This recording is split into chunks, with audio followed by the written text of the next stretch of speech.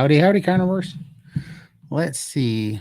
Just going to give it a little minute for people to hop in here. Hey, and Chad's here. We got a special guest today. Chad's coming in. Give him just a second to get settled and situated. Hey, Chad, how's it going? We are live. Hey, how's it going? Sorry, that was a nightmare. Thank you so much. No worries. I just thought I'd hop on here and get it going on time, and then I knew you'd be popping in, so I just pull you up. All right. Appreciate it. We got everybody hopping in here. Go ahead and put in the comments where you guys are coming in from, and we will kind of get going. Let's see here. Maybe we'll give everybody a little introduction of who we are and what we are. Just a 5-minute overview. You want to go first, Chad? Yeah, absolutely. Thank you so much.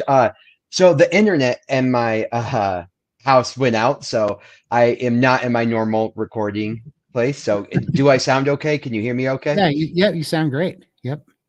Okay, sounds good. So yeah, I'm on my phone right now, which is not normally what I do. So um I just raced over to a different location to do this. So anyway, my name is Chad. I go by the Combat Carnivore because Chad's not the coolest name in the world right now.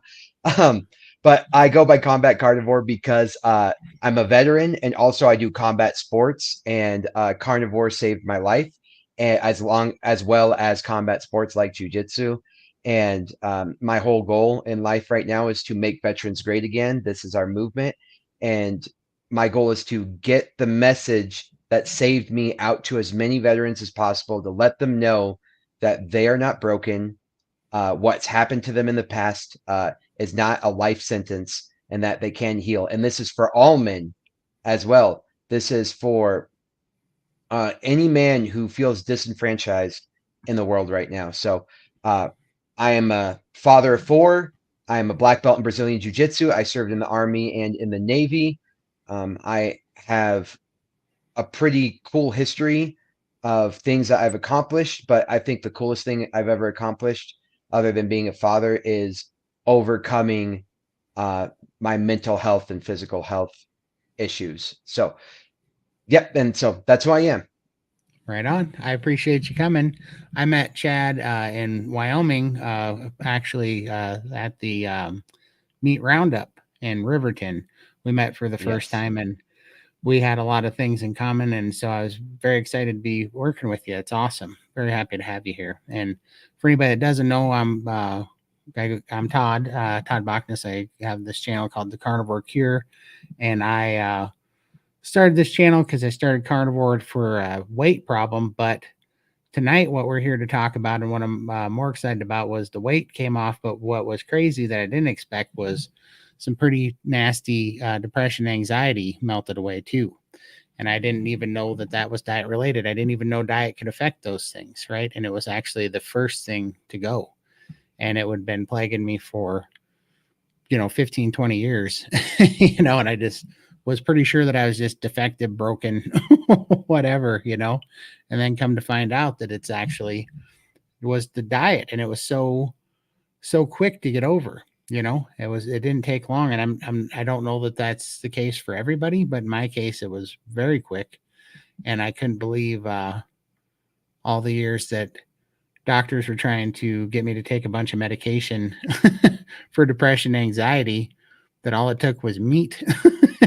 and, and so yeah, that just got me really thinking. And then in my this is I've been on YouTube now about 14 months, and this is my 22nd month as a carnivore.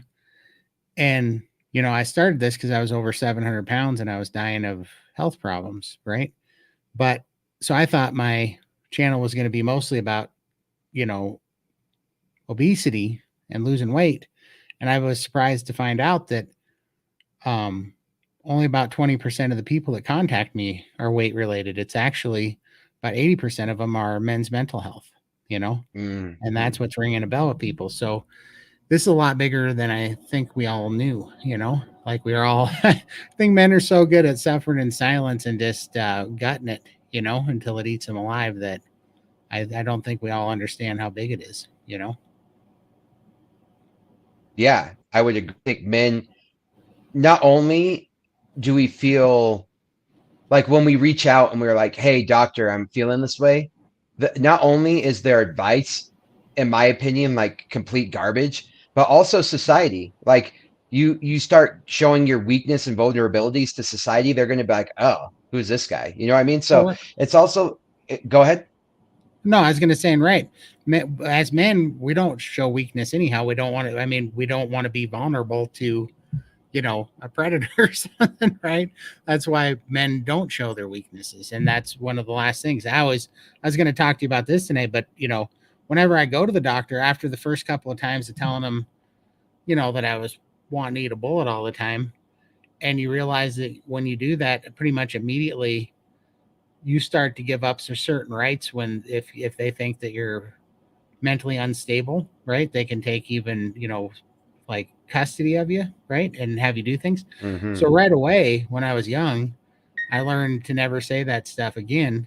And so right away, I had to gut it from a young age because their immediate treatment is, oh well, you're so broken, which I think is a bad message, right? It's so stupid, but they're like, well, you're so broken, you can't even be trusted. Like we have to make the decisions for you now. You know what I mean? Yeah, that is horrible. I was scared of that happening too because of seeing that for I think there was a few movies when we were young where it's like someone can choose that you are unstable and take your rights away and then force feed you medication. Right. Like Right. that's I know. terrifying. I know. And so, I mean, I remember when I was like 17, I was like, well, I'm never talking about that again. Right. Because it doesn't go anywhere. So you just have to kind of gut it. And then when later in life, when I would tippy toe around it, I couldn't be completely honest with them. Right. Because they would just try to, Right. you weren't sure how. So you had to say, oh, I'm feeling a little down. When meanwhile, certain most days it's like you're going through 6 hours at a time just being like, well, I'll figure out how to make it 6 more hours and maybe it'll get better. Like sometimes that was all the further you could see down the road, but you couldn't tell your doctors that because they'd put you on a lifetime medication, make you like you weren't sure. But the stuff that I heard them talking about when I was younger just always implanted that in my head. Well, in addition to that, if you get on the SSRI, it's not physically addictive by the semantics of the word, but you become physically dependent on it. Like you go through withdrawals, you go through people hallucinate getting off of SSRIs Hey because they're Jeff. messing around. Yeah. Yeah, oh, I can hear you. Sorry, I was just waving at Oh, Jeff. He popped in. He's uh, one of the guys from SBG. oh, hey, Jeff. So, yeah, I was just saying that you get physically dependent on the drug. And if you have anxiety, that's one of the most terrifying things in the world to be like, well, you're telling me that I need this in order to live, but if I ever want to get off of it, I'm going to go through these horrible experiences. So you're making me like trapped. You're caging me in a certain way that you're telling me this is the best way I'm going to get through life. And the side effects of SSRIs are not pleasant. You know what I mean? There's weight gain, there's emotional numbness, there's like for a lot of people like messed up libido or they can't get it up, things like that. And you're like, Yep, well, yeah, this is your only option. And then by the way, if you ever want to get off of it because you feel better, you're going to go through all these symptoms again. for sure. 100% sure. And I think I'd like to take this time to talk to the audience here too and let them know. So one of the reasons that we're going to be doing this new live, and it's going to be a 1 hour live every Thursday, and we're gonna kind of just do an introduction like this so people know what we're doing. But then we're gonna open it up to Q&A. So definitely put your questions in here with a Q in front of them. But one of the things that we're wanting to do is I am a admin at the Steak and Butter Gang, and me and Chad, I'm starting a new Saturday call, and Chad's going to be my guest speaker every Saturday. And we're going to talk about experience on carnivore healing, a bunch of PTSD and depression, anxiety, and a lot of men's mental health issues, and greatly improving it. And we are going to be doing that inside in Zoom calls in SBG, and which is Bella, the Steak and Butter Gal. It's her group, the Steak and Butter Gang. And the reason why we're doing this is because, oh, looks like Chad's having a little bit of problems. He's going to relog in here. But the reason why we're doing this and bringing this up is because I get, and so does Chad, we get a lot of people one-on-one contacting us, and I'm more than happy to help everybody that we can help. But it's getting big enough now where I can't get to everybody. And so we want to start doing Zoom calls, right? But also, more so than that, is that we can tell you our experience of how we got a lot better mental health wise and physically and just everything with carnivore in that call. But also, people need direction on how to start carnivore, and it's been my experience now in the last 13 months in the steak and butter gang that they are the best carnivore support community that I've found and that I am blessed to be in, to be honest with you, because they have such a great support network of daily chat calls and Zoom calls that can help you through 101 of starting carnivore, starting priming, starting fasting, sugar addiction, troubleshooting. They have so much help there that it really, I get asked all the time, how do you start carnivore? What do you do if, and what I've learned over the last 22 months of doing carnivore is that there's just a lot to it, and you're going to have questions pretty much every week because your body's going to be going through changes for quite some time as it adapts to carnivore. So, just some common things as you go through like the keto flu, then you end up having some digestive issues. You can get constipated or you can have diarrhea and you don't know why. Then you start having things like, you can go through periods where you have things like caffeine withdrawals, carb withdrawals, which are really, your body running out of glucose. Then later on, your body becomes more adapted at gluconeogenesis, and you start having spiked insulin if you're insulin resistant from gluconeogenesis and you don't know why. It can disrupt your sleep patterns. And there's all sorts of ways to go about it to answer those individual things. And what's beautiful about SBG is that there's people that have been there for carnivore for 6-7 years, and people that are just now starting to go through it, and everywhere in between. And it's like a group think tank of experience of people that are going through that. There you go. You got a better connection? I hope so. I just moved upstairs right now. I'm so sorry for the lack of No worries. professionalism. Oh, Um, no. like I told you, I just want to tell the audience there's construction going on in my neighborhood right now. And since I was out working, I came home to find out there's no internet. And so I've been trying to find a workaround. And so now I'm on my phone. And normally, like if you guys have seen my channel or seen me live stream before, like I'm usually on point. I got my background. I'm doing all right. And so I completely walked into this in an unprofessional Oh, manner. So thank you for no, your patience. no, I totally get it, man. Stuff's going to happen, and that's all right. We're carnivores. We're just going to roll through it and make it happen anyway. So, but I was just telling everybody why we're doing this and that to get them caught up. I was letting them know that both me and you get a lot of people that contact us for help, and we want to start having Saturday Zoom calls in the Steak and Butter Gang so we can try to help people in a group setting on Zoom calls. But also, we want to not only just help them with the theory of using carnivore to help their mental health, but also with their actual carnivore diet so that they can be successful on it and get on the carnivore diet, stay on the carnivore diet, be in a strong community. Because I really thought about this a lot. And this is why I thought quite a bit before I agreed to do a weekly Zoom call on SBG. When I talk to people outside of SBG, through Instagram and through email, and I try to help them with their anxiety, depression, these things with carnivore.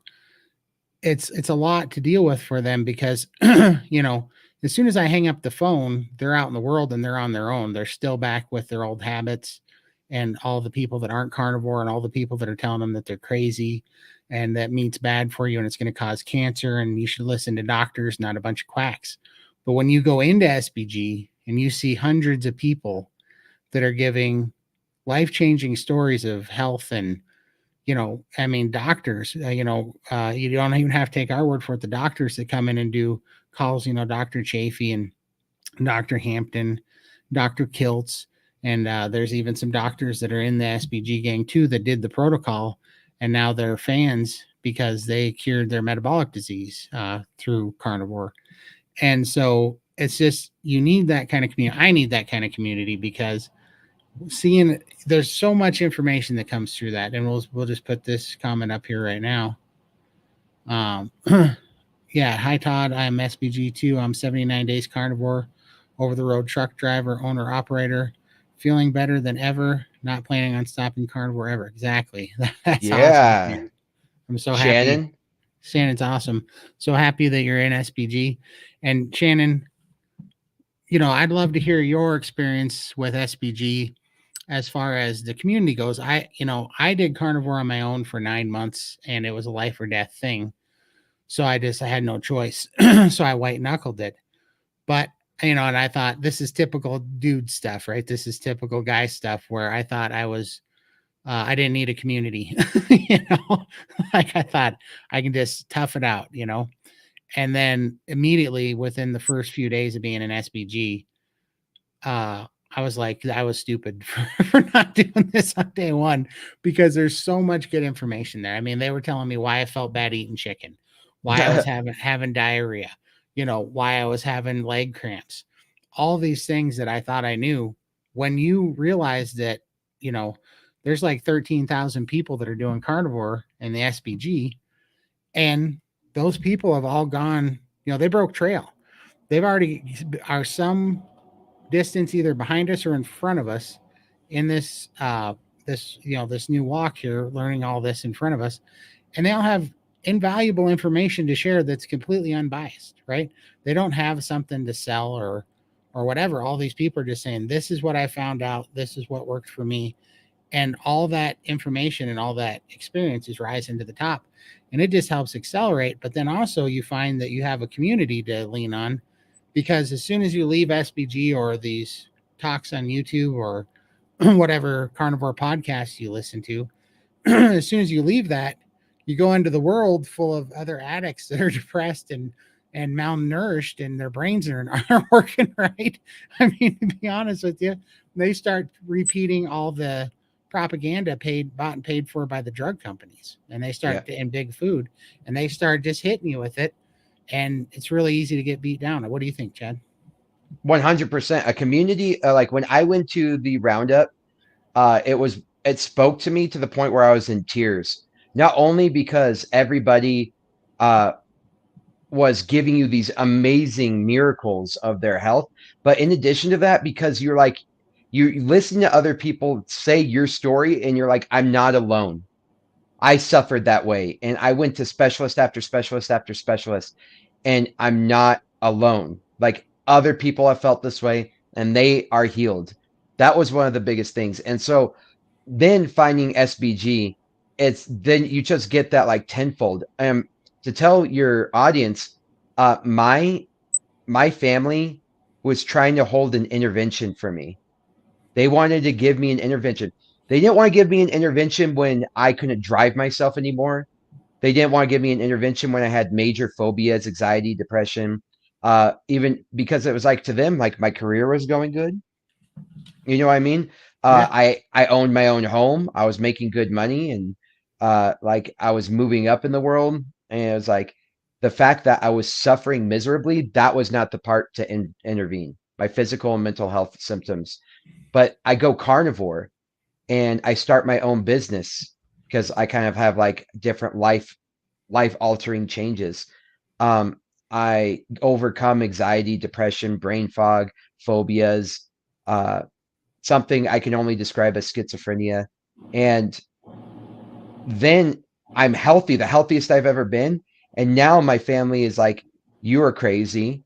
We need to hold an intervention for you. And it's gone full circle, where the people who are addicted to the drugs are giving interventions to the people who are off the drugs.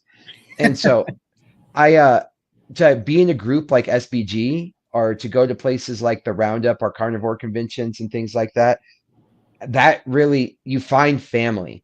Yeah. And when I'm there with like Bella and Max and Dr. Kiltz and Anthony Chafee, and they're like, come to my wedding. Like, what? Like, yeah, you're a carnivore. That means we have a connection. We are united, regardless if you know it or not. We are united in what's happening in the world right now, and we probably have a lot more in common than most of the other humans on the world right now, spiritually, and emotionally. On top of the fact that we're just eating the same diet. On the outside, it just looks like we're eating the same diet, but people don't realize the emotional and spiritual transformation you go through when you can finally think clear. It's like you're more connected with nature. And these people, you can feel that, like the way Bella just like connected and Max connected and Dr. Kilt's connected, like they just wanted to get to know about you. And there's a lot of other people like Megan and Lisa and Dr. Sean O'Mara, and where they just wanted to be like, let me help you. And so when you go to a community, it's like full of people like that, full of people who have been through that transformation. And sure enough, when I went to the wedding, I'm like, I don't know where to put my hands. This is crazy.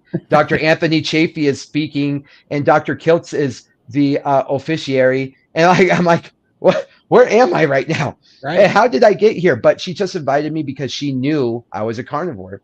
And because I went and I accepted that, I did feel connected. I felt so connected. I felt comfortable there. Like whatever social anxiety I had immediately melted away because we were all we all had that transformation. So Absolutely. this is my Yeah. youngest. This is Hey, Cassius. Hey buddy. hey, Cassius, how are you, bud? He said hi, how are you? Can you say hi? Hi, All right. I'll be right there, okay? I'm hungry. What, buddy? I'm Okay, I'll hungry. be right there, okay? Love you, bud. Shut the door. Sorry about that. No worries. Yeah, I took 100% agree. like I said, I'm not in my like normal area where he probably doesn't realize I'm doing a podcast, but Oh, no worries at all. I was just gonna pop a few comments up here. Yeah, Shannon, I'm loving SPG community too. It's a safe, beautiful environment. Absolutely, it is. And then Adam's got a question. I get coaching from one of the coaches from SBG who is amazing. And I also have a men's group, but I'm expected to have a carnivore men's support group for encouragement and emotional safety. Absolutely. And that's coming starting this Saturday, actually. So me and Chad are going to be working on that this Saturday. So heck yeah. can't wait. And Shannon, I love the peace and soul and how good it feels. I didn't even know how bad I felt until I felt this good. I know what you mean. It's funny. Yes. You get very accustomed to feeling like crap, and I mean just everything from back pain to arthritis to inflammation, and then that's one of the things I love about getting rid of all the inflammation and healing is I didn't even understand how bad off I was. I didn't even understand how bad my posture was until Mm. until I healed. And now I'm like, now I don't tolerate anything. This is why people think that my diet's strict because I'm doing something crazy and I'm just out of my mind and I'm being so strict. And actually, it's just that my new addiction is feeling awesome. And so I only opt to eat things now that make me feel really good because one, I'm no longer an addict to any food. I'm no longer an addict to anything other than feeling good and carnivore probably. But so now when you're not an addict to anything and you're not constantly having to feed this dopamine addiction and you're not using it to keep your sanity and not eat a bullet because you're just trying to make it through the next 6 hours. So you're going to take some sugar down or some dopamine fix, when you don't have to fight any of that, well, then that gives you all the options. And then it really does become an N equals one of, I could have chicken or bacon or seafood, and that's not terrible. And it's not going to derail me, but I don't feel as good eating that as when I eat tallow and beef. So I'm Yo. going to eat tallow and beef, and then I don't feel as good as if I don't have eggs. Like I don't have the egg whites because that weighs me down a little bit, but the egg yolks gives me a really good hormone boost. And I'm like, Yo. it's Can I, perfect. can I talk to you about that real quick? Just like a side Absolutely. caveat. I'm doing a Absolutely. video right now. I've already recorded a lot of it where about egg yolks and egg whites and how egg whites have proteinase inhibitors, and there's some like anti-nutrients and defense chemicals within egg whites. A lot of people don't realize that. They want to do it as a whole package. But what I did is not only did I show the information, but I got 3 bowls.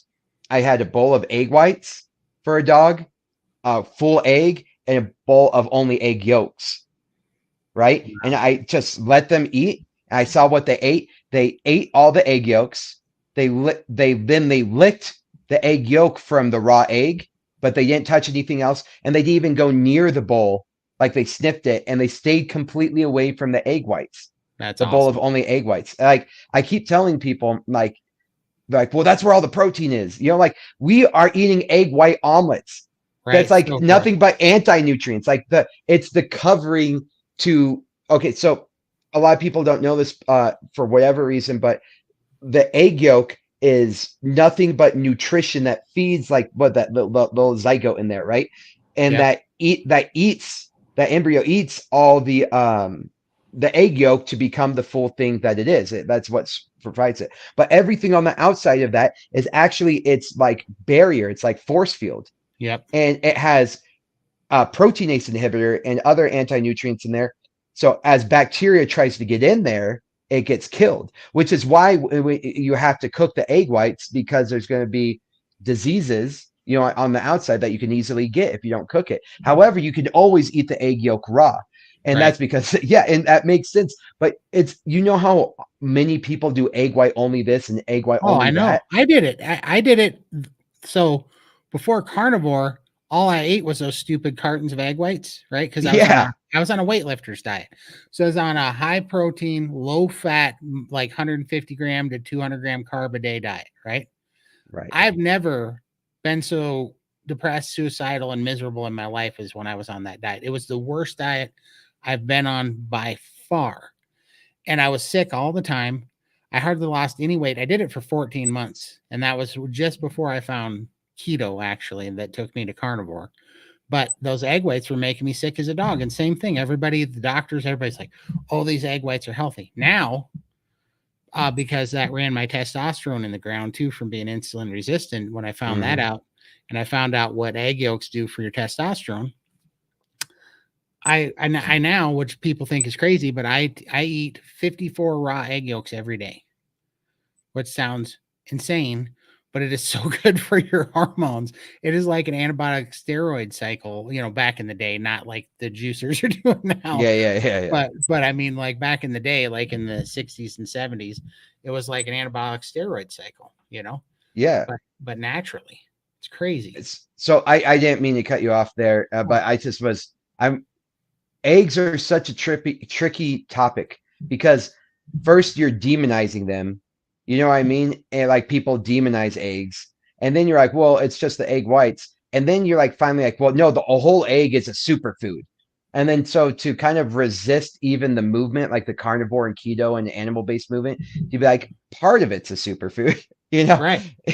It's kind of like going against the grain, because they just want to say that it's like the whole package is the best thing for you. And I don't think it is. I believe, especially when you're going on a completely meat-based diet or a heavy meat-based diet, you're actually slowly making it more difficult for your body to digest protein, which is when you're on a meat-only diet, that's not ideal. So anyway, For sure. Oh, yes. 100%. And I know what you mean. This is why carnivore to me, it gets packaged as all sorts of different things. There's lion diet, BBB&E, carnivore, dirty carnivore, all this stuff and every aspect in between. But to me, I think Jordan Peterson says it right. What it really is an animal-based elimination diet. And then Hmm. you are your own N=1 experiment, and you have to figure it out for yourself. But the beauty of carnivore is bring it down as simple as you can be. So like I did, I was keto, found that the vegetables and stuff were making me crave carbs, wasn't getting over the carb addiction, also was causing inflammation. Got rid of that, got rid of all the sweeteners that you can have, the fake sweeteners and crap, got rid of all that. Finally, I was down to like meat and lettuce, and I'm like, why am I eating lettuce? I don't even like lettuce, so I just cut out the lettuce. I was in carnivore finally, started feeling good. But then I got down to just BBB&E and got rid of the dairy, even because dairy has caps. What is that casing in it that Casey. causes you to have a lot more of an appetite and hold on to fluid, cause more inflammation. Got rid of all the dairy. Things started going really good. And then I even went to I did I think in my 10th or 11th month carnivore, I did 90 days of strict lion. Yeah. And When I did lion, that was great because I knew everything that my body didn't like and everything that it did. However, because my low testosterone at the time, I needed the egg yolks. And when I took the eggs out of my diet, I actually did worse on lion because my testosterone, my hormones were crashing on lion. So, I probably wasn't doing enough fat at the time either. Mm-hmm. But definitely, that's why I now basically do lion plus egg yolks. So Yeah. that's where I settled, which is ruminant animals plus egg yolks, and that works absolutely best for me. But it's really an N equals 1 for everybody, and I think everybody should start with they should do the SBG priming protocol to get through the carb cravings, then try to spend a period of time, in my opinion, as eliminating everything that you can for a short period of time, like at least 60 to 90 days, and then let your body heal and then build back up one at a time what you like and what makes you feel best. And that's what worked best for me. Because now I know without a shadow of a doubt, like I can't have, some people can do seasonings. I can't have black pepper. Black pepper throws me into a fit, Mm-hmm. just little things like that. What's your thoughts on that? That's how I see carnivore. Yeah. So a lot of people, especially in SBG, they're so welcoming to everybody in all walks of life. And that's like, yes, that's the right answer, right? But if like you really want to figure out what's going on with you, you need to go the most elimination. You need to go to the most bare minimum. So it's like you can start to add things in. And as you experiment with that, you find out exactly what bothers you. And the thing is, it just depends where you're metabolically at. And in my strict opinion and my isolated opinion, this does not stand for anybody else. I think all these foods mess all of us up. It just depends how many of us are broken and how broken are we. For sure. So people are like, well, I feel fine doing whole eggs. I'm like, I know you feel fine, probably because you're metabolically somewhat healthy, so you can resist it. If I eat egg whites, like I'm going to feel it. And Sure. the reason why I think so, okay, let me back up a little bit. So every single species has a very specific diet, very, very specific diet. But what's very, very interesting about that is the ones with very specific diets. If they eat meat, like for example, if you have a cow that eats meat, or a monkey that eats meat, or a gorilla that eats meat, it's like they're like, that's okay. You know what I mean? Like they For seem sure. to not have that much of a problem. But if you start giving a cow food that's outside of its realm of eating, or you give a koala a food outside of its realm of eating, it gets very, very, very sick. And so we are lucky as humans that we have like a pretty adaptable body, but that does not mean you're thriving whatsoever. For sure not. It Go ahead. Oh, I was going to say, I 100% agree with that. That kind of comes back to where we started when Shannon said she didn't realize how bad she felt until she felt this good. I really relate with that because Yeah. I didn't realize. I mean, I'm not even joking. In a lot of ways, I feel better now than I did at any time I can remember in my life. And even when I was, a teenager, right? Because I breathe better now. I have better circulation, better oxygen saturation and everything now than I've ever had in my life. And so I know what you're saying. Like people, because I hear this a lot with people that are starting carnivore too. And they're like, yeah, but that's you, but I don't have a problem with that. But then they stay on carnivore long enough that they finally get off it just to try it. Right. And then they realized they were having a problem. They just didn't even recognize it because they had gotten used to that being the normal way of feeling. Right. X, Y, and Z amount of inflammation and allergic reaction or inflammation response. They didn't even realize it. You really don't know until you get off all that stuff and you get away from it and you simplify it. That's why Michaela Peterson and Jordan Peterson do Lion, which is just salt water and ruminant animals. And that's Me all too. they do. I want to try adding eggs back now because I haven't had eggs in a couple months, and I would just do raw egg yolks. Yeah. That's all. Yeah. Dude, that's exactly what I'm doing. I take 18 eggs. I go to Costco. I get these flats that have 5 dozen per flat. They're the Wilcox Hooterite eggs, and I have chickens too. So I know they are very similar to my fresh chicken eggs. They're as close as I've been able to find. I get those; they're not too expensive. I get them at Costco, and then I separate 18 egg yolks, and it fills this cup up to about right there with egg yolks. I just down it in one swig, 18 egg yolks.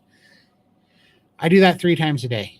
It's about 12 ounces of egg yolks roughly, right? And I do that 3 times a day, and I just think of it as like a protein shake, right? But It is, yeah. it makes me feel fantastic.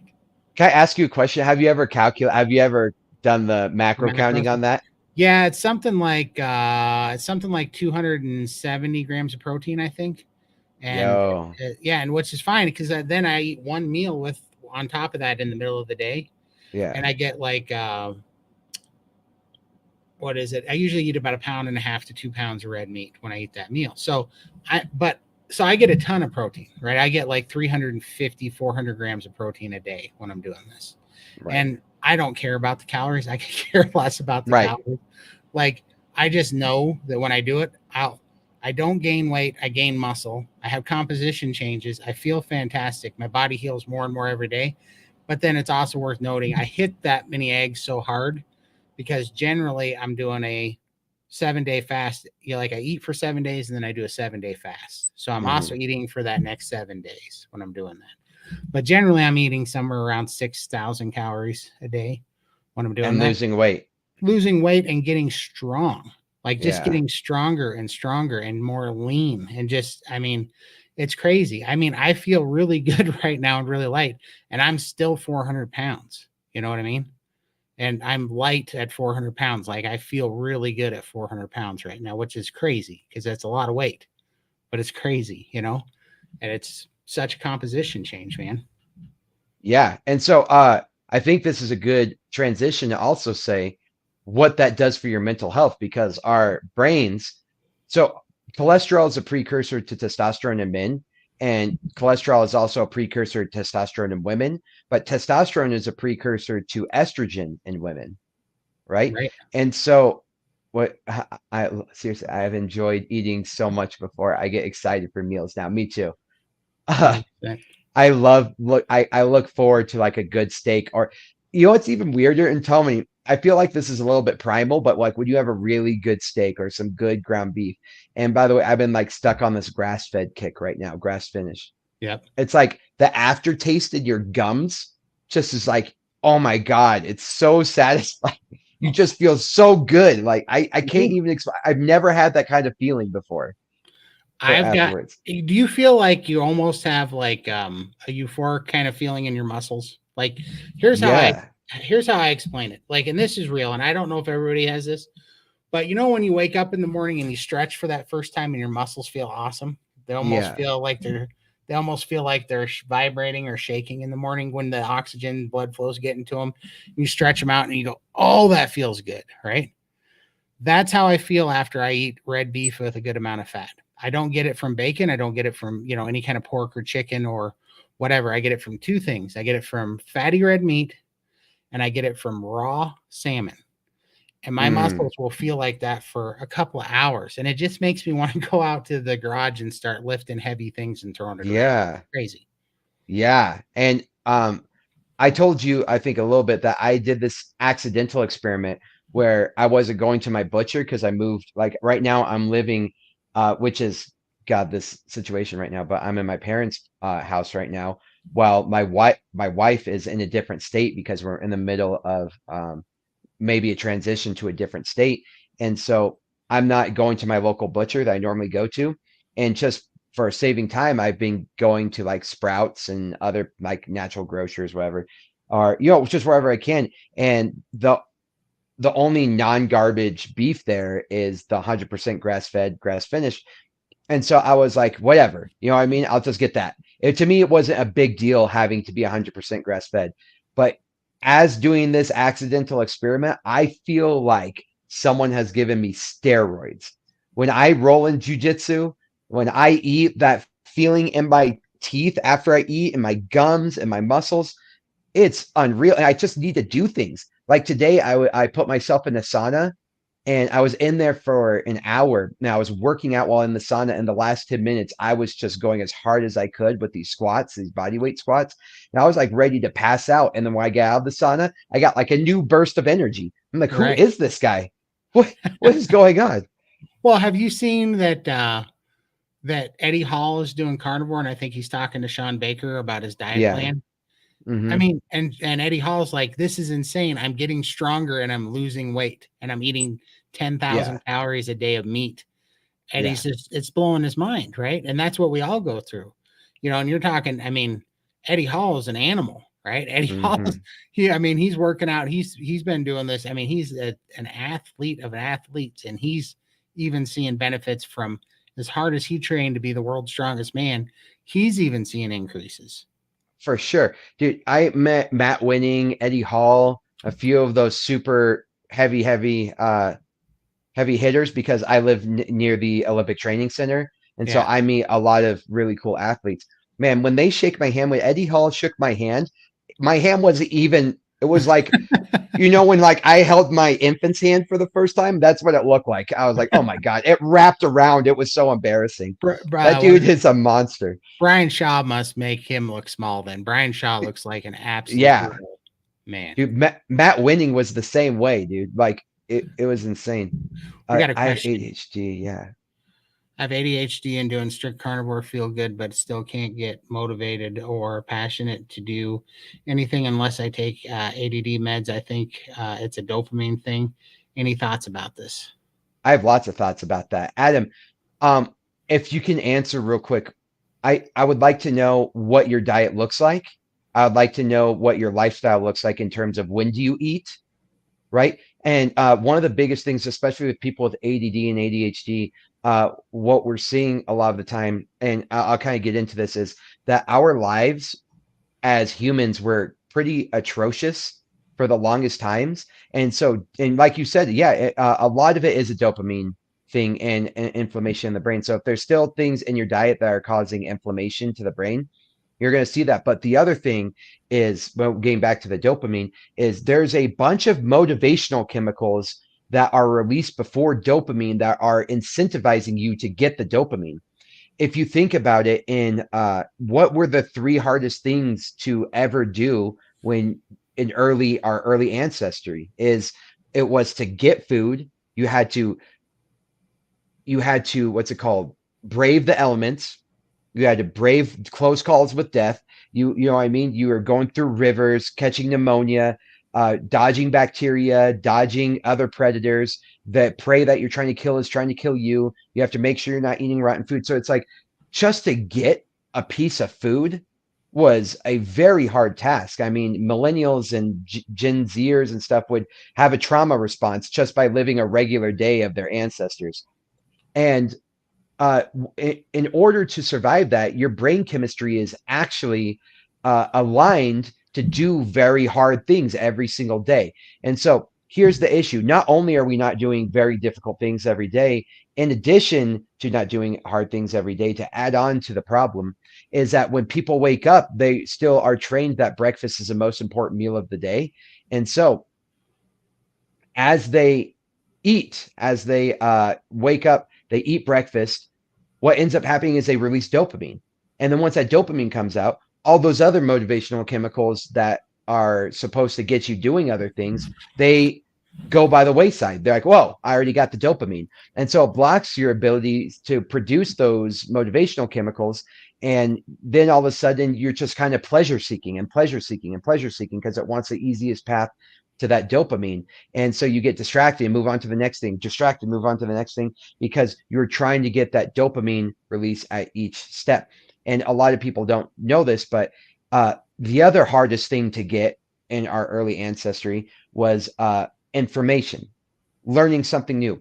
Learning something new usually meant a life or death situation, or somebody actually, dying. Someone dies, and you're like, okay, I learned that for the rest of my life, right? And so learning new information. So if you wake up in the morning, or sorry, if you get dopamine, right, like filled at the beginning of the day, like getting so much information in, you're trying to get the next easiest dopamine fix, and a lot of the time that's information, learning something new. So if you're doom scrolling, that's why we get addicted to doom scrolling, because it's like new information I like too. And so that we get hooked on that in a variety of ways. And then that ADD, that ADHD is now a symptom of the fact that you are so used to getting that information so quickly, on top of the fact that your brain is not in the proper state to fight that battle. So I did that make sense, Todd? Did I Oh, kind it of get does. through that? It Okay. absolutely does. And I mean, also what I found, even because I can cause some anxiety issues that cause a cortisol response if I get overloaded, right? And so being really, and Jordan Peterson talks about this a lot too, being unorganized, getting behind on things, having too many loose ends and details, right? When you start tackling those things, because there's a lot of this is just diet hormone. There's a lot of this that's habit, but then you have to understand too that those habits and kind of dealing with that chronic anxiety and stuff has also built physical habits in your life that kind of build an environment around you that also trigger those type of things. So if that's like, I hate that word, but it's true, right? Hmm. That the little bit of chaos and stuff. So what I found is once I did what I needed to do with the fat to heal the hormones and balance the hormones and the brain chemistry, and I got away from the dopamine response, I still had to organize things in my life in a way that wouldn't also cause that same kind of environment that I was used to living in chaos when I was super depressed, being procrastinating and leaving loose ends or whatever, or overbooking myself. I was really good at putting too much on my plate and trying to make everybody happy all the time. Like I had to cut out a bunch of those things too, and that helped. But I look at that. The reason why it triggered that in my head is like when you were saying that is there's something about doing those hard things, like doing the things that you have to do, doing the hard things, staying organized, staying on top of your stuff, facing all the things that you used to procrastinate because you didn't feel like you had enough mental capacity to face one more problem that day. But hitting those head on remind me of what you said about hunting and doing the hard things to get the kill, right? Like you Right. face those things head on, get them off your plate, and then you get this dopamine release because you just went, and it's kind of like a hunt in a way. You know what I mean? Exactly. Yeah. Yeah, That's the thing, is people, we are so far distant from our purpose. Everyone thinks they need to have like this purpose like prescribed to them or ascribed to them, right? It's like I need to know what my purpose is in life. And I think a lot of it is like prescribing your own purpose. Like, what is your purpose, right? Viktor Frankl talks about in a society where people don't have a clear purpose, we start seeking pleasures, yeah, right? And we start going down some very dark paths, right? And it's very ugly. So this gets philosophical, but when our early survival, like for example, people get addicted to getting deployed a lot of the time because when you're over there, the mission is clear. It's survive, kill as many as the enemy before they kill you, so on and so forth. However, when we are living in today's society, when we're living in this environment, your purpose is not clear. And your purpose is probably lacking satisfaction. Like, hey, have these reports on my desk by the end of the day. And it's just like, how is this leading to my survival? And like, you kind of get tricked where it's like, well, I need money. Well, why do you need money? Well, I need to like buy food and buy things and all this other stuff. And becomes very convoluted. for And sure. so I think when you have a purpose, that like with the people that were hunting, the purpose was clear: survive and get the food. And every single task that you did was to support that and nourish that, period. No ifs, ands, or buts. You know what I mean? Like, For uh, sure. nowadays, it's like we get so in our head because our purpose is not as clear as that. And so when you like going camping, that's why you feel good camping. It's because it's like, well, this food ain't going to make itself. Well, this campsite ain't going to clean itself. Well, this shelter ain't going to build itself. And so it's like you are in the moment of providing for the moment, For sure. you know?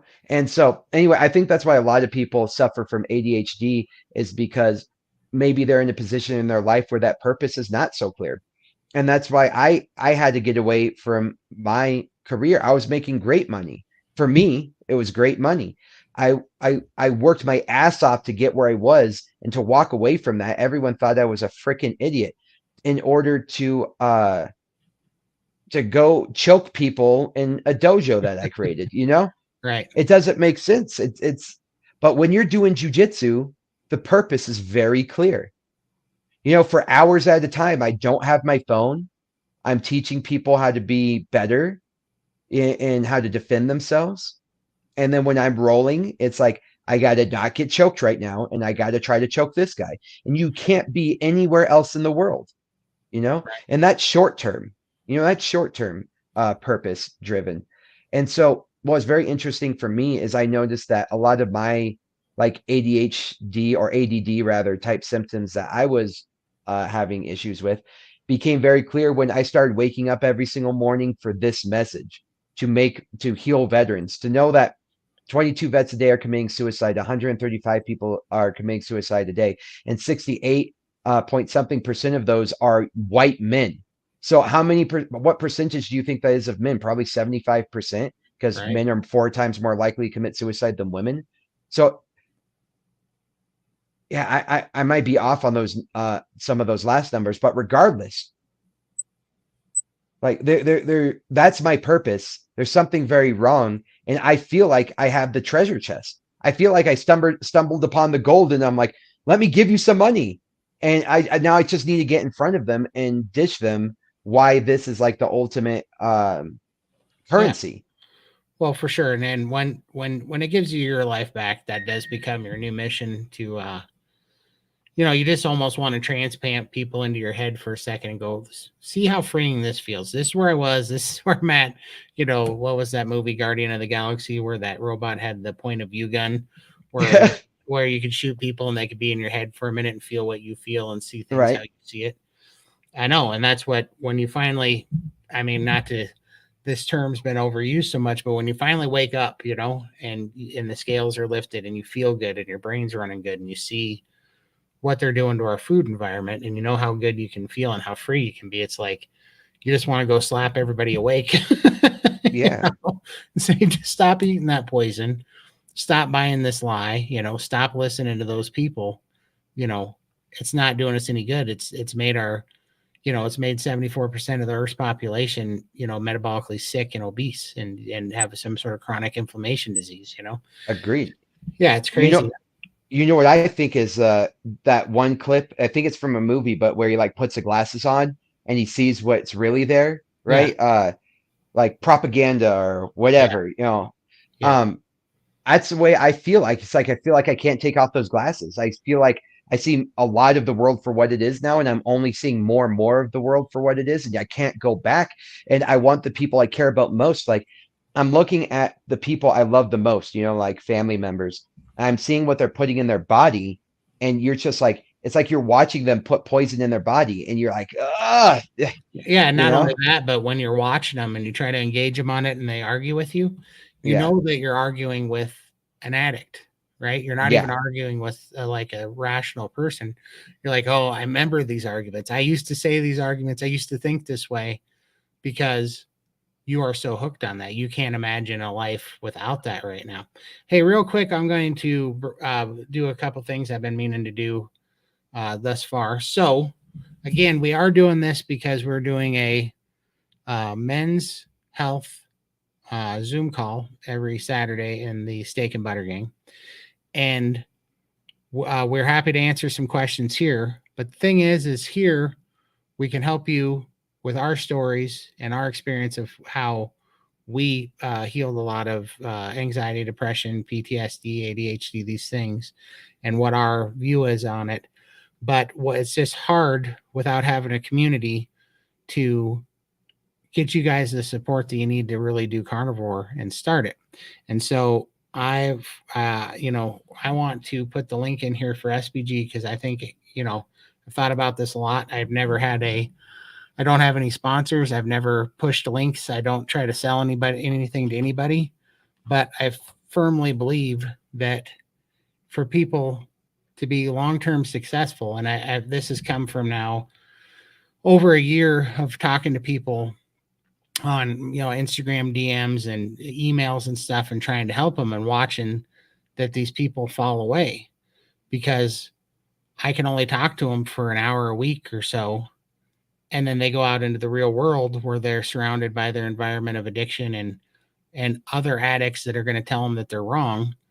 And I realize now that, I spend so much time in SBG and in YouTube doing talks like this and on Instagram putting together posts and thinking about this and preaching it in my real life, that this has become my message in my community. So I'm laser focused. And I realize, because I've had some friends that are doing very good on carnivore, but even they, when they got too distracted by the world and got pulled away from their carnivore community, they had some hiccups and fell off the wagon type of thing. And so I'm realizing more and more why I've been so successful is, one, I believe it's my faith in God. I think he's delivered me, but also two, it's the community that I'm in, and it keeps me laser focused. So what I want to do for the first time ever is, this is the SBG link.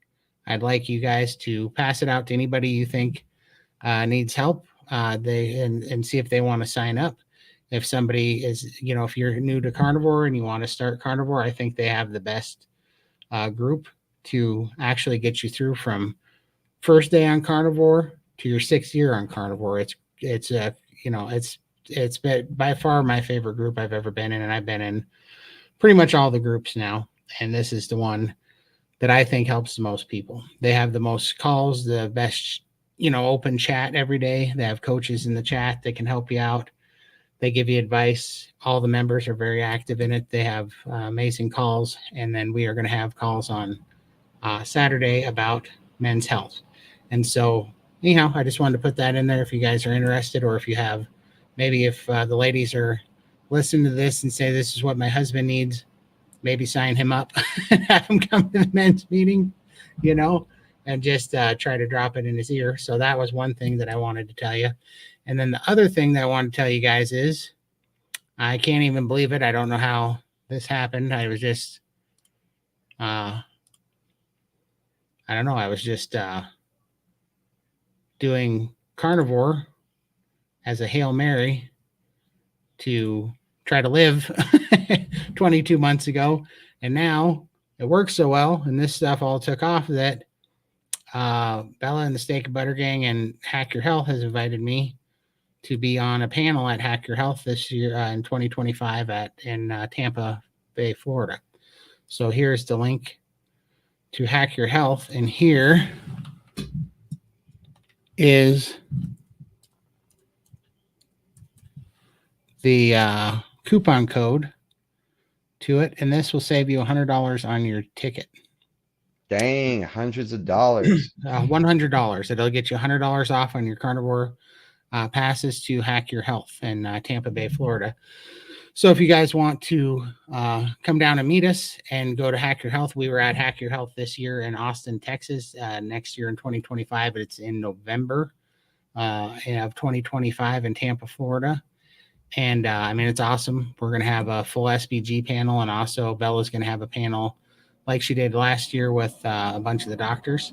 So if you guys are interested in that, please use that carnivore code to get $100 off. This is the cheapest time, because I know from last year they do this $100 code for a couple of months, maybe 60 days or something, and then it goes to a $50 code, and then I think a $25 code. So definitely want to get in early as you can. But if you want to take a shot at that, I get nothing for saying that. I don't want, when we're talking on stage, I don't want nobody not to be there. So if you want to, Bella the Steak and Butter Gang and her panel had the biggest attendance I think I saw at Hack Your Health in Austin this year. So it was really fun. It was great to meet everybody and great to be in that community. So definitely check that out. I also wanted to answer Adam here on his dopamine deal. I was going to tell you kind of a trick that I did too, Adam. And I did this unknowingly, and then I figured out why it worked later. But when I was first starting carnivore, I had like ridiculous anxiety. And then, as we all know, we all get hit with a dose of cortisol at about 3 o'clock in the morning. We hit that dawn phenomenon cortisol release. It's supposed to wake us up, And, but when I would get that, and I was going through caffeine withdrawals and sugar withdrawals, carb withdrawals, all that stuff when I was first starting carnivore. Like I would wake up, I'd be full of anxiety, and it was just like the world was crashing down on me. And I just, the voices in your head just saying, who are you fooling? This is just another crash diet that's not going to work. You can't do this. All that stuff would be just coming in my head. And I would usually crumble and I would usually fall off a diet, And so what I did was I knew enough to know that insulin resistance was keeping me from having leptin sensitivity. Leptin sensitivity is your satiation hormone. So I wasn't ever satiated. The only way that I would cut off the signal in my head of cravings and wanting to eat was to stretch out my stomach, because your stomach lining has sensors in it that will shut off your hunger hormone, right? It'll tell your brain that you don't need to eat. That's why most people that have eating disorders eat until they're physically full, because they have to hit those stretch sensors in their stomach lining to shut the signals off in your brain. So with that in mind, I devised a plan as an electrician. I devised a plan to use that as like the overload switch to shut off the cravings for eating bad things. So what I did was I told myself that when I would wake up and I was having that full anxiety attack and I was wanting junk, and I would wake up in the morning, I would say, all right, here's the deal. You can order pizza and all that crap if you want it, and have sodas and all that crap if you want it. But before you do, you have to make bacon and eggs, and you have to eat it until you are stuffed full. And once you eat the bacon and eggs and when you're stuffed full, you just have to wait 1 hour. And if you are still this hungry and craving all this crap, you can go buck wild and order whatever pizzas and sodas and whatever you want. And so I was able to stick to that, and I was able to eat that bacon and eggs. And once I would stretch out my stomach with the bacon and eggs. The cravings would go away. I would calm down. The fat would do me good. And I would make it another day, and I was back in my right mind. Now, the reason why I'm telling you this is because something interesting happened when I was doing that cycle of things. What happened was I started getting when I first did that, it was okay. It was just a bargain, but I didn't, I didn't eat it and go, oh, this is just like eating pizza. I was eating it. It wasn't what I wanted. It wasn't the dopamine fix that I was wanting. But when it would shut down my, when I would stretch out my stomach with the bacon and eggs, I would shut down that hunger signal, and I would live to fight another day. But what was so interesting about it is about the third day that I was doing it, I started getting excited about eating the bacon and eggs. And the reason why was, and I didn't realize this until I was listening to Kelly Hogan talk, but there's something called an anticipatory dopamine fix. And so the reason why I started getting a dopamine high from eating bacon and eggs, it wasn't because I was eating bacon and eggs. It was because I was telling myself that I could eat this bacon and eggs, and then once I had done it, I could go order a pizza, because I kept my promise to myself. I just had to eat this bacon and eggs, and then I could order pizza and soda. So I was getting this dopamine fix by the thought of that I had found a cheat code to get to the pizza and the soda, right? And that's called an anticipatory dopamine fix. Even known that barrier of entry to the pizza and soda that I put in between would shut my hunger off, that would put me in my right mind. It would give me the strength that I needed to not do it. Still, just thinking about that was the pathway to the dopamine fix. You get an anticipatory dopamine fix. And how I knew that was right was because I used to think back to, I'd be working all day and I'd be miserable and I'd be tired and I'd be just lethargic and chronic fatigue stuff and depressed and full of anxiety. But man, about 6 o'clock at night would come around. I was leaving the shop and I was already thinking about the pizza and the stuff I was going to go get for dinner. And I wasn't eating it, but my mood would start to lighten. I'd be happy knowing that I was about to drive and go get all this crap, right? That's an anticipatory dopamine fix, and it happens to all of us. So I bet if all you in the chat that have any similar addictions to where you were doing something to get dopamine, you didn't actually have to do it. Just the act of going to do it and letting yourself do it and going, in the process of doing it, before it ever got in your body, you were probably already getting some dopamine. And that was a crazy thing that I'd found out, because one day, after about I don't know, 2 weeks, I woke up and instead of my brain going, we got to get pizza and junk food and tacos and soda, my brain said, we got to get up and get bacon and eggs. And I was like, wait, what? And that had changed the target, because now from the anticipatory dopamine fix and feeling better, all of a sudden my body started relating the bacon and the eggs to the dopamine fix, and it had swapped the target. And I was like, holy crap, that worked. And it was Back your health. Yeah, really was. So I always like to tell people when they talk about dopamine on that. Let's see. I'm going to make sure we got all the questions because we do have to get running here. We're a little bit over, but let's see here. I'm going to run through these. I was going to answer this one. Has anyone got off blood thinners on carnivore? I was on blood thinners and I got off of them. However, I didn't do it the right way. I can tell you I'm fine now, but I just was so mad. Kind of what you were saying earlier, Chad, when your family was wanting to have an intervention with you, but they didn't when you couldn't drive. I had a similar thing with my cardiologist where he didn't care about my diet at all when I had congestive heart failure and was on oxygen and couldn't move. But then I did carnivore for 6 months, lost 200 pounds, was completely off oxygen, and I'd thrown all the medication, including the blood thinners, away in the garbage and never took them again. And when I called him, I thought he was going to be ecstatic because my heart rate went from a resting heart rate of 107 beats a minute to 68 beats a minute. I was off the oxygen, and my oxygen saturation went from, 88% saturation to 96%, 88% with oxygen to now, at the time, 96% off of oxygen. And I had no symptoms of congestive heart failure anymore. And so I thought he was going to be excited. And he told me that he was worried about my diet. That was the only thing I had to say. So I had a similar thing. I'm like, well, I told him that I was worried that he was having a stroke or he was, mentally ill, because he wasn't seeing the miracle that had happened in front of him. And that when I was incredibly sick, he didn't give a dang about my diet. And now that I'm healthy, he cares about my diet. And it's the very same thing. So make me blush. The reason why I'm saying that is I did get off blood thinners, but I didn't go through a doctor, and I'm not recommending that. I do see things a little bit differently. I think you have to find, like, I'm channeling Dr. Phil. You probably don't know him, but he's a very good doctor.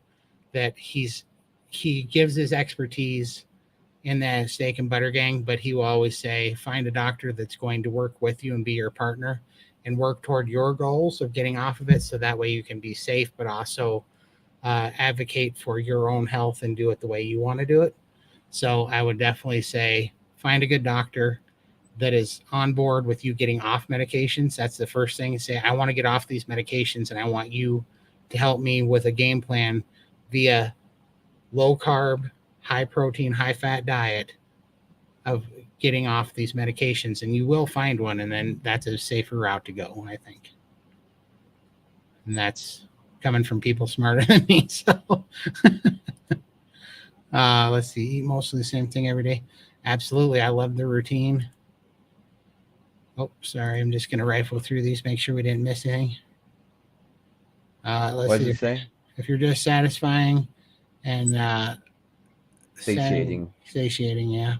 I feel good. Variety is variety is an absolute scam. It's an absolute scam. Balanced diet is a scam. Yep. Hey, Sherry, I appreciate you. Let's see. Eating the same thing every day is satisfying and satiating. Yeah, absolutely. I have a trauma response if I get low on meat. I feel you there for sure. Oh, when I was saying that trauma responses for like just trying to hunt every day. Yeah. Absolutely. Adam says, thanks, Chad. This is a great insight. I will definitely be there Saturday and we can dig more into it. Absolutely. Overbooking, people pleasing is big one for me. Thank you for saying that. Yeah, absolutely. I'm bad at that too. I got to stop that. It didn't get better when I started a bunch of social media platforms. That definitely didn't get better. Hey, Charlie, this is Charlie and Marilyn from SBG Gang. Hey, Todd. Charlie here. Congratulations on program Medium Voyage. Thank you so much, Charlie. We appreciate you and Marilyn always supporting us. Yes, the clarity is amazing. Absolutely. Yeah. Charlie again. SBG community is a lifesaver for many people who need support and direction. People helping people. Absolutely, Charlie. I love that place. I've never sat here and put out their links and stuff because I really have not been at all about promoting stuff like that. But it is such a helpful thing. And to be honest with you, the only time I see people, and it's not to say that it can't be done, but when people reach out to me for help on the side and I try to help them, I can only give them an hour or so a week each, and then they go out and they have no community, and so they get talked out of it, and it always, they do good for 2 weeks or whatever, and then they're just gone, and then I don't see them, and then they come back, 3 months later, and they say, okay, I'm ready to retry. Where every time we get people in the SBG community and they start making the meetings, and they, everybody wants the answers and think that they can get, all the answers in a few videos, but this is a complete and total journey that you're going to go on. That's a journey of a lifetime, but it's going to take months, if not a few years, for you to get all the questions figured out. But it's definitely going to take, like 6 months for you to get all the tools to where you can kind of stand on your own feet and really have a strong foundation where you can start being free from all that stuff. And that's why I decided I really want to get as many people as I can into SBG so that we can talk to you about the mental health.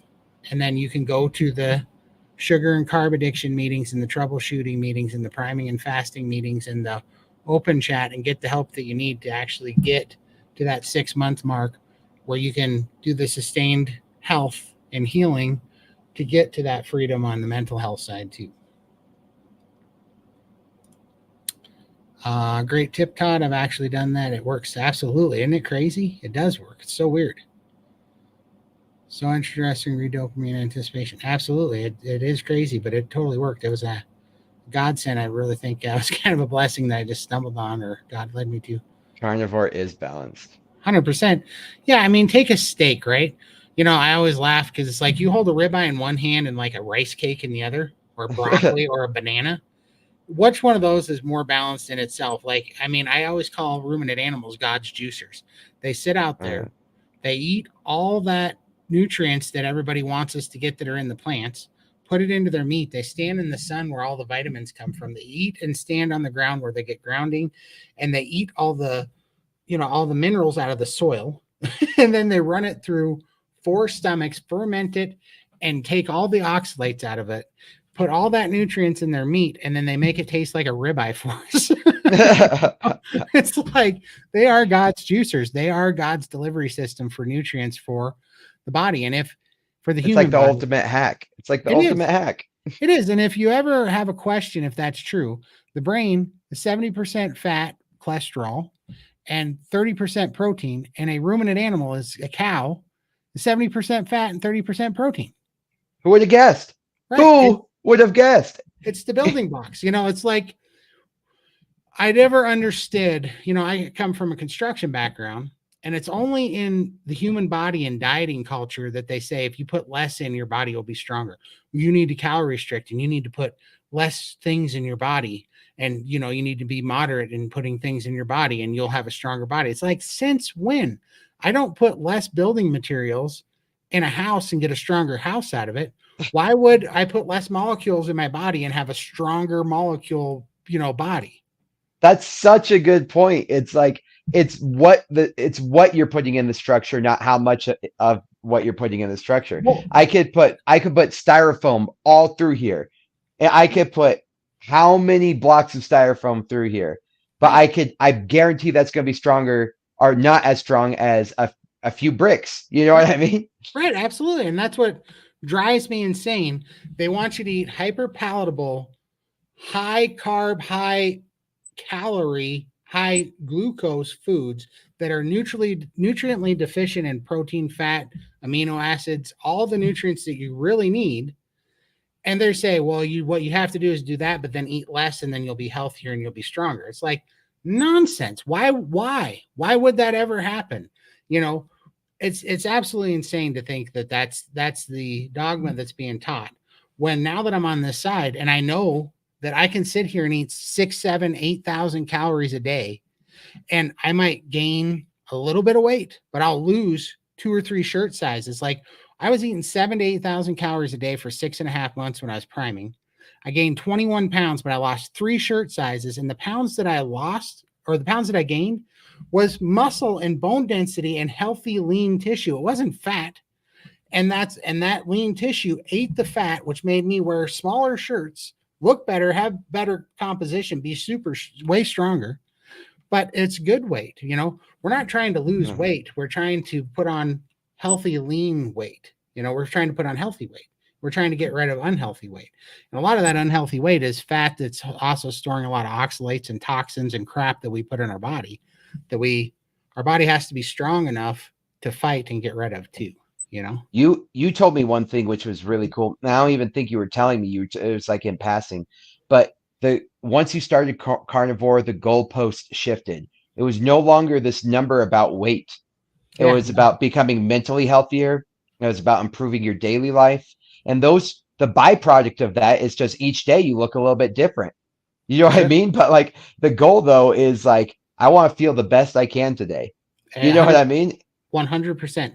And that's exactly why people think my diet's crazy. And they're like, you're doing something radical to lose weight. And I'm like, no, you don't understand.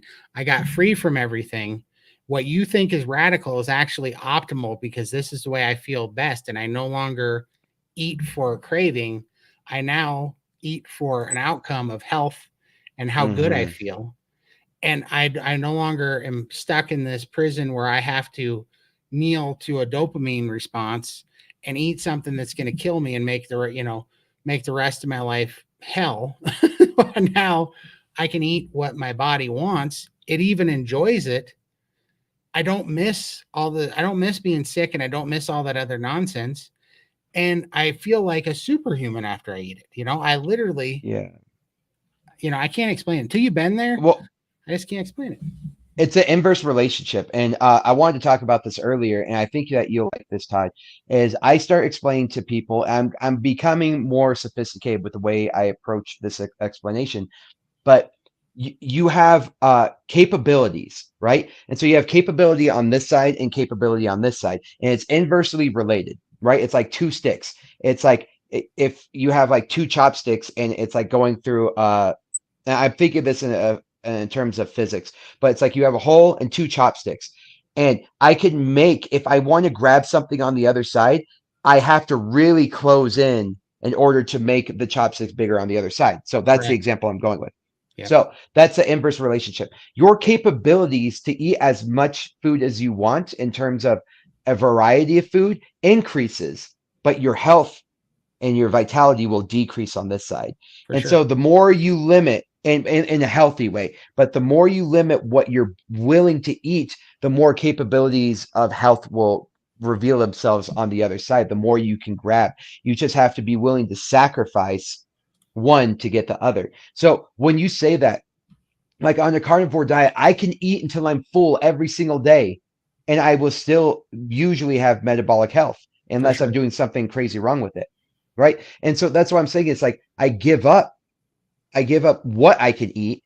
However, I increase my metabolic capability and function, my overall mental health and function, my overall physical health and function, you know what I mean? Like I give myself freedom and capability on that side by giving up freedom and capability on this side. It's an obvious, you know what I mean, give up to move forward. So when people say that you're radical, I think it would be a more radical approach to say, I'm willing to be deformed. I'm willing to be fat. I'm willing to be metabolically unhealthy. I'm willing to have depression. I'm willing to have anxiety. I'm willing to have ADHD. I'm willing to have all these things. Absolutely. I'm willing to have my foot cut off to diabetes. So, yeah.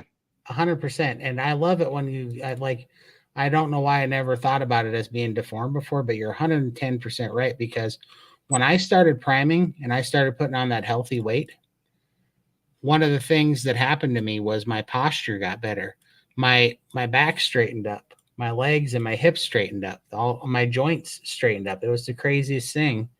And I realized that a lot of the health problems I was having with joint pain and stuff was because I was kind of deteriorating or something, atrophying, and that weight was actually deforming my skeletal structure. Right. Yeah. I got when I lost 300 pounds, I got like an inch taller. Like, no joke. Gravity, gravity's a bugger. I'm going to share this too. For sure. I'm going to share this. But this is one of my favorite pictures. I post this on Instagram all the time. But this is kind of what we're talking about. And this is what I really think all the time.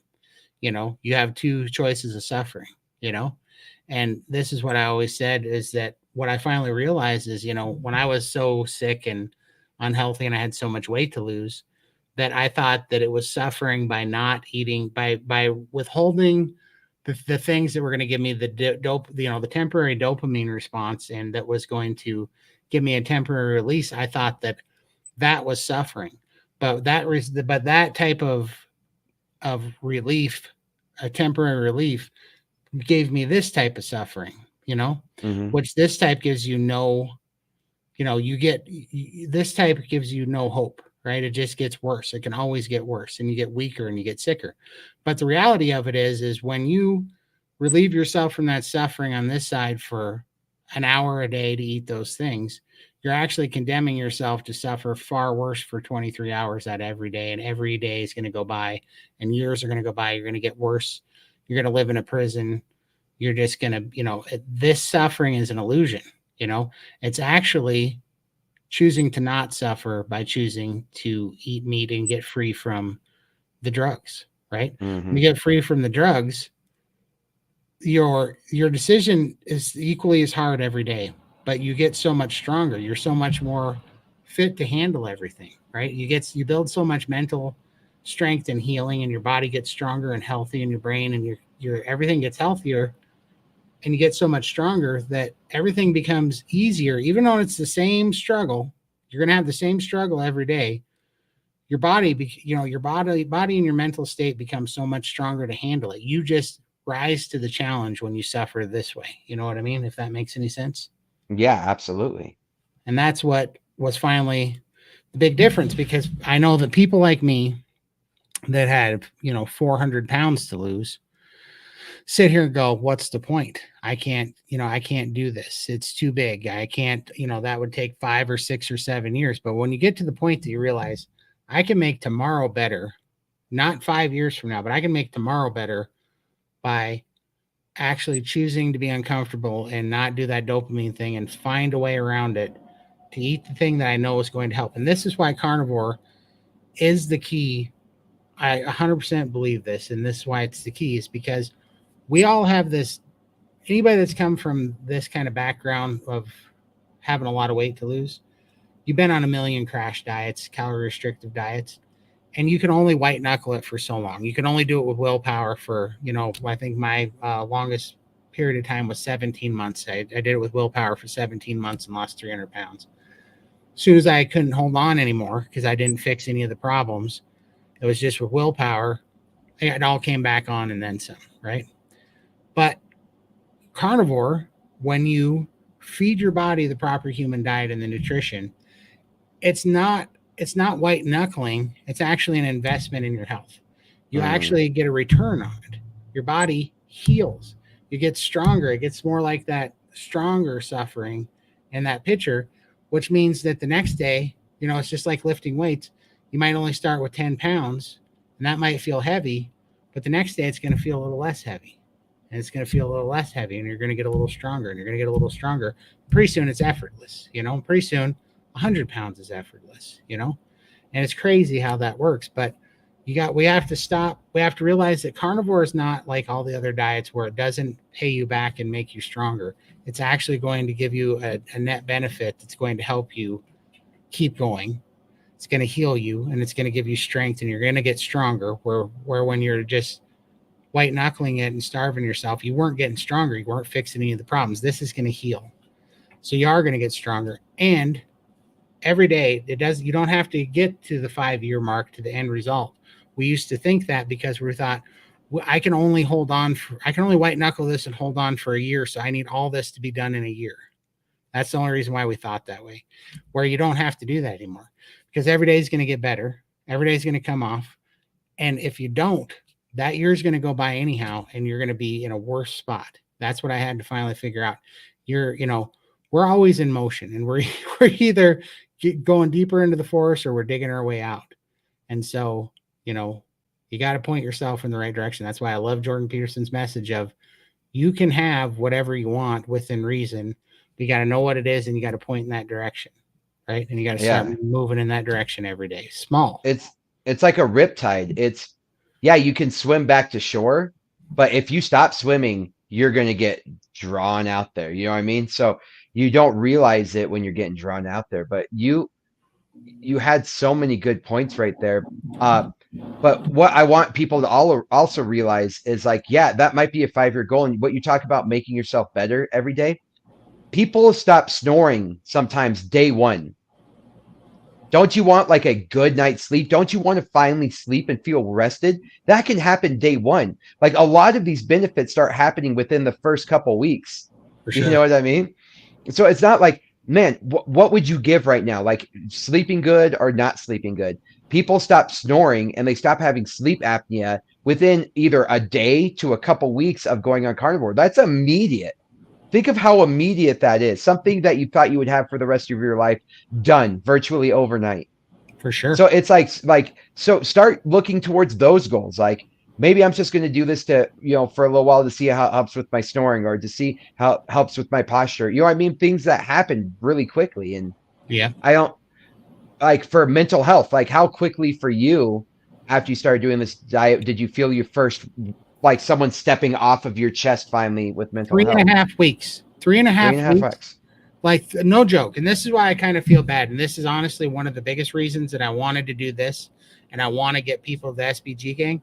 It's because for me, it happened in 3.5 weeks. I literally went from some days like going, look, I'm going to do something real permanent here, but I'm going to wait till noon. And I'd give myself 6 hours at a time. I would just find a reason to hold on for 6 more hours. That was happening all the time those last several years. Like I would literally some days, the anxiety and it's just so miserable that I could only find an excuse to put it off for 6 hours at a time. And I was just buying time until I could fall asleep. And then I always hated waking up because waking up was the worst. It would you'd wake up and realize you're still alive and all this just massive weight of just depression, anxiety would just fall on you. And it was miserable, And I went from that literally every 6 hours trying to come up with a reason, a new goal to reach to not eat a bullet in that 6 hours. I went from that in 3.5 weeks to going, I didn't even know I could feel this good. I didn't even know I could walk around without this weight and this. I mean, it was the depression was so thick and heavy. It just felt like I had like stiff muscles on my neck and my shoulders and my back. All the time. It just felt like it was squeezing my chest and my back and my neck and my shoulders all the time. It was the worst thing.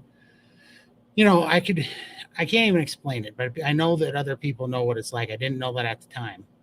Can I ask you a question? Yeah. If I were to if you were in that state where it's like, I just got to make it to lunch every day, right?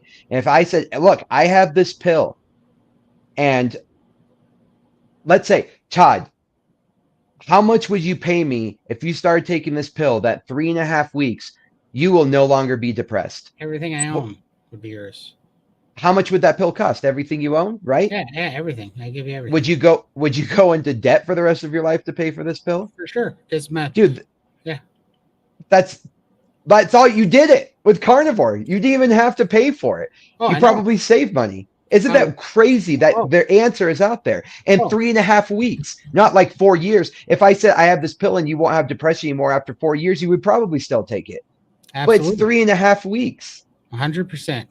And I know exactly what you're talking about because I have these. I was in Ken Berry's group one time, and I was telling him how iodine was the closest thing to a miracle pill that I've ever taken because iodine is one supplement I still take at really high doses, and it's fantastic for me. But a guy raised his hand and he was like, well, how do you get over the taste of it? And I'm like, I don't care if it tastes like, fried monkey balls and, armpits. I don't care. It's saving my life, And so I said, I honestly think that if you're asking that question, you haven't been in a bad enough spot to appreciate what it's doing for me because And even Ken Berry was like, yeah, I mean, I said, I'm going to need some more try out of it. If you can't get over the taste of iodine once a day to save your life. I said, I always think about this when people tell me that carnivore is too restricting, or how to get over the taste of iodine, or what do you do when you get tired of meat. I'm like, you, like from where I was, this is a no brainer. But what if you looked at a paraplegic or somebody that was missing their legs and you said, look, I got some good news and bad news for you. The good news is you can grow your legs back and walk and have all your senses back. But the bad news is you're going to have to eat ribeye every day for the rest of your life, and that's it. Like, that dude would beat you to the finish line to take that deal any day of the week, right?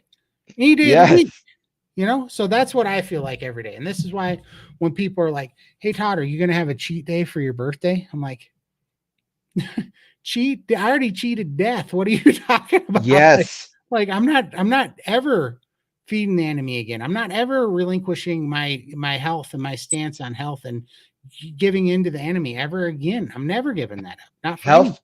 Health is the best tasting thing in the world. Health, like people who like getting that second lease on life is so spot on. Health is the best tasting thing you could ever do. I used to tell myself all the time, like, well, I'll cheat on the weekends. Okay, no. I shouldn't cheat on the weekends. That's too much. I'll cheat on my favorite holidays. Okay, so like Thanksgiving and my birthday and blah, blah. And like you said, and then you start to get there and you're like, I don't want to compromise this. No. I don't want to compromise this. I don't even think about it. And this is my only compromise. This is the only compromise I made. If I take my wife to Italy, her and I have agreed that we will eat some authentic fettuccine. You know what I mean? Some, for the experience. And I'm like, that's going to mess me up, right? And she's like, but will it be worth it? I'm like, we'll find out.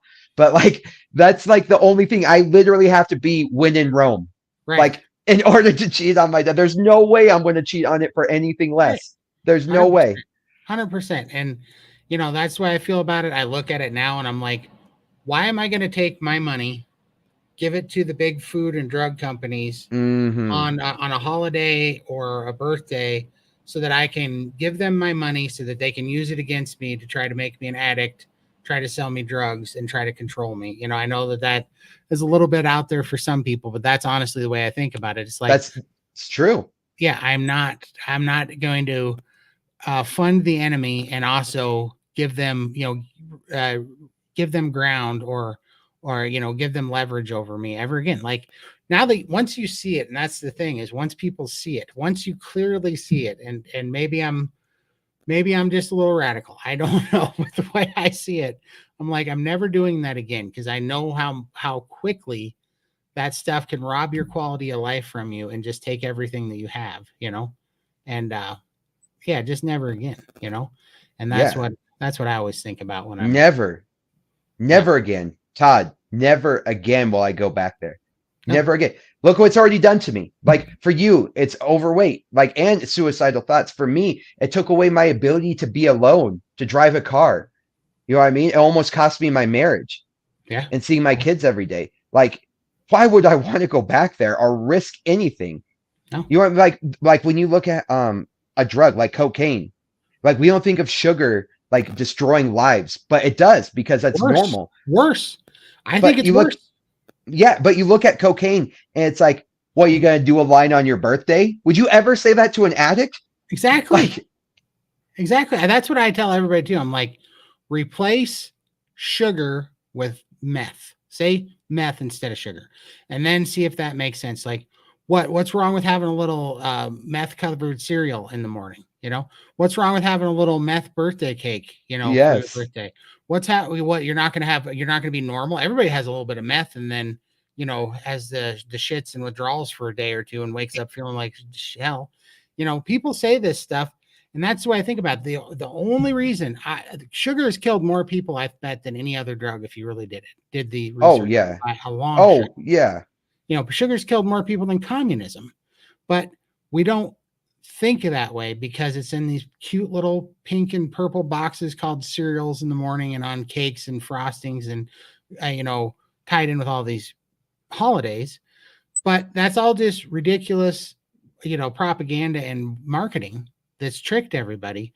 But if we really see what it is, what sugar is to me is, it was 600 pounds when I was 14 years old, and quite a rough life, up until recently, for the next 26 years, right? Whatever. I'm not a victim and I don't have any regrets, but I see it for what it is, right? And if we don't want all of our kids to have metabolic disease and obesity and mental illness, we got to stop this, and we got to start calling sugar the drug that it is and treat it like we're being attacked, because we are, you know, and we have to make that the reality now that we know, because if we don't, I mean, where do we go from here? In another 30 years, they say that men's testosterone is going to be so low they won't be able to father children, you know? Yeah, a lot of these weird movies, like Children of Men and things like that, it's like all these sci-fi movies keep coming true. Like V for Vendetta and Yeah, stuff where you're like, oh, I'm glad I don't live in that reality. It's like they all keep coming true. This is BS. This is 100%. Oh, I, JW saw you on Rebecca's channel earlier. I watched you guys too. I couldn't say anything because I was working, but I was watching. thanks, guys. I appreciate it. Yeah. That was awesome. We'll rifle through these. You build a house of shit, it's going to stink. Absolutely. uh, Cattle are efficient bioreactors, converting uneatable grasses into nutrients dense proper food. Absolutely, Charlie. Yeah. 100%. One of the last videos or pictures on my not TikTok, on my Instagram was I eat filtered grass or I eat filtered vegetables, and it was a steak. Yeah, exactly. I know, and I hear those too. I like the one. My favorite ones have always been. I love vegans. They taste delicious. You know, like literally. Hey. Hi. Very nice to see you again. Let's see here. Par here. I wish eating ribeye. Yeah, paraplegic here. I wish eating ribeye bring moving back. Yeah, absolutely. 100%. Right. 100%. What was the likelihood of that happening? Sorry, JW. Like, Dog shit would make me able to walk and feel my legs again. Absolutely, exactly, yeah, JW. exactly. And that's what I'm saying. Like, these people that say those things, they don't really know what they're talking about. And God bless them, but they just haven't gotten sick enough. Or at least they haven't understood how sick they really are and how serious it is. And look, I'm preaching to the choir.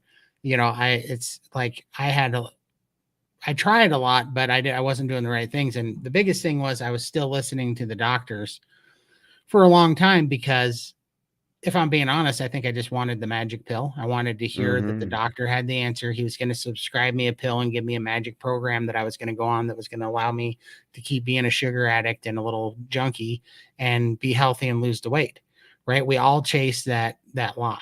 That's the lie that's being sold to us, where what we have to do, you know, which I finally did when I had nothing else to lose because I was dying, was you have to go, all right, I'm putting this in God's hands, and I'm going to do the research, and I'm going to do what I think is best and what my body's telling me and what my spirit's telling me, and just do that.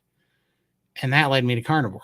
And you could say what you want, but I'm down 310 pounds. I'm off all medication, and I'm as healthy as I've ever been in my life, you know, and I don't have congestive heart failure anymore. And it's just like, that's the proof. And with that proof and the best results ever, my doctors right now are telling me that I'm at risk. You know? Yeah, that's you said that earlier, and I really like that. It's like you when I was dying, I was legally blind. I was 700 pounds. I was pre-diabetic. I was all these things, right? Yep. You didn't ask me about my diet once. You know, I Not mean, once. you barely cared about my diet. What's all the medication? And now all of a sudden diet's part of the conversation and you're worried about my diet as all these symptoms are being like really, it's like, Right. are you losing money? Are you Yeah. losing a customer? 100%. That's what happened, because I told them, first of all, when I left, so I was in the ICU for 11 days when I found out I had congestive heart failure. They believe I had a stroke, but I was too big to put into the MRI machine. It wouldn't fit. Not even in the oversized one would I fit. So they couldn't take an MRI to see if I had a stroke for sure. But the reason why I went in there was because I'm pretty sure I had a stroke. They're pretty sure I had a stroke. I couldn't even string together words. And I woke up that morning with the worst headache I'd ever had in my life, confused. Couldn't string together sentences, and my oxygen was 58% saturation. I had stopped breathing. So, anyhow, crazy. That's what put me in the ICU for 11 days. When I was in there, they ran all these tests, found out I had COVID lung, and I had congestive heart failure, and I had to be on oxygen, and I had all this crap, right? And so they set me up with a sleep apnea specialist, an home oxygen therapist. I was a cardiologist, pulmonologist, more blood work. I had like 7 appointments that I had to go get to, and I was so sick and so big that they sent like a ambulance and 7 firefighters to help get me in the ambulance because I was so big at the time, right? And then they think I'm just going to run around doing all these tests and stuff, right? And they sent me home with like 7 different medications, blood thinners because of the stroke, which I was talking about earlier. Gout medication, that was another thing. I had so much stuff going on, I forget them, but I was on gout medication, high blood pressure medication, blood thinners, cholesterol medication, heart pills. I don't even remember what they are, but to help my heart beat stronger, I was on fluid pills. I don't know. I can't even remember all the pills, to be honest with you. I was on Advair, steroid inhalers, nebulizers, all this crap. I took them all and I threw them in the garbage can when I got home that day because I was not going to go to all these appointments. I was like, I'm going to do carnivore and I'm going to live, or I'm going to die and not go to any of these appointments because I'm not going to do this.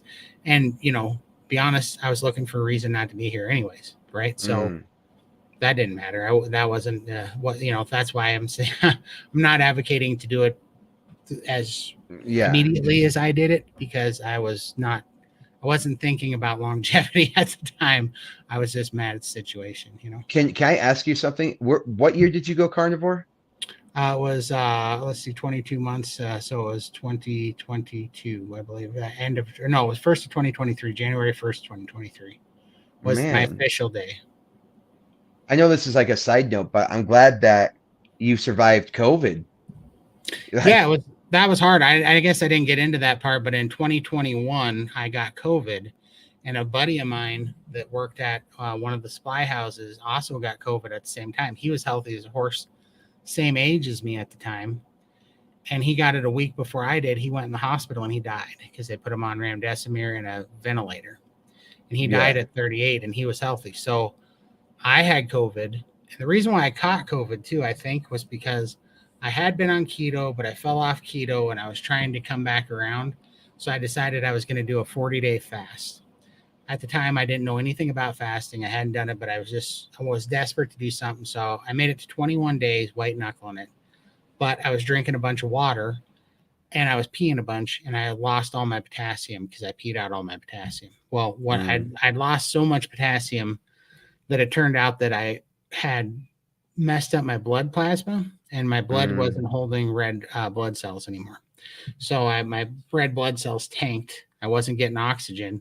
So I started having asthma attacks at day 21, and I had to take a bunch of potassium.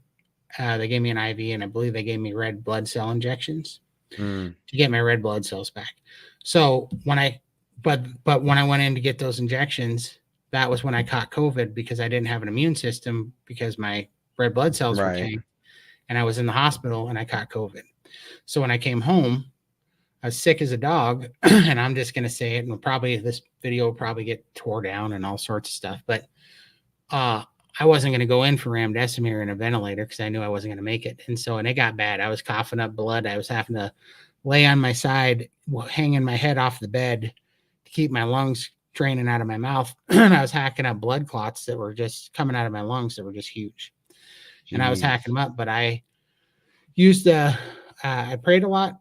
I used a nebulizer, and I was nebulizing oregano oil. That's a good oregano and rosemary that opens up your lungs, and it's a antibiotic for your lungs, a natural one, because I don't believe in eating vegetables, but I do believe they're medicinal, or whatever. Yeah. Medicinal. Yeah, for medicinal. Sure. I think going keto like saved your life for real. I bet you brought your inflammation, and you were in ketosis, like that you were more metabolically healthy than you realized.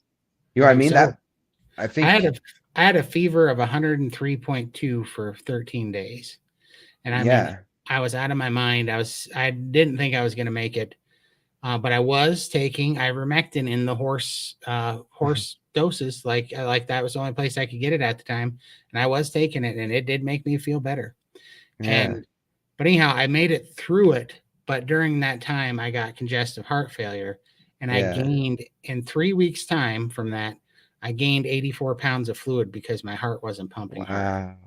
So I Okay. swelled up like a giant water balloon, and that's why I think I had a stroke that night. And that's what ended up having me go in the hospital. But at least I was through the COVID part. I didn't have COVID anymore. Yeah. But I had congestive heart failure. I had COVID lung from the pneumonia. My oxygen when I went into the hospital was like 61%. That day when I took it, it was like 58, which is like death. Like you're on death's door. Yeah. So when I got out of there, I was forever on home oxygen, 6 liters of home oxygen. And with the home oxygen, it would only get my oxygen saturation up to 88%. And so that's where I stayed until I finally threw all the stuff away, went full carnivore. I'm like, this is it. I'm doing this or I'm dying. And I went full carnivore and threw all that crap away. And in 6 months, I was down 205 pounds, off all the medication. I was off my oxygen, and my oxygen saturation was 96% with no oxygen. Congestive heart failure was gone. I was completely mobile again. Depression, anxiety, gone. Had energy, could see better. My resting heart rate went from, I think it's like called cardiotacnia or whatever. My resting heart rate was 107 beats a minute, and it went down to 68 beats a minute. And just everything was better. Like I had color in my face again, like I could breathe, I could sleep, all these things. It was just crazy. Yeah. And so it just brought me out of it. And then the doctor, I call him because I was supposed to go on like 7 more specialists. I never went to any of them. So my cardiologist is like, hey, we just want to see, you haven't filled in your gotten refills on any of your prescriptions. How are you doing? You're very serious, in very serious trouble. I want to have. Hold on. That's the marker. When you don't come back for your prescriptions, that's Seriously. what triggers it. Seriously. That. Oh my God. Yeah, they It's looked so in their, ridiculous. Yeah, they looked in their computer and saw that I hadn't filled any prescriptions. We need to sell more drugs. What the Right. hell? Call. Right. It was a sales call, basically. And so, and I actually was naive enough at the time that I thought he was going to be cheering for me, Yeah.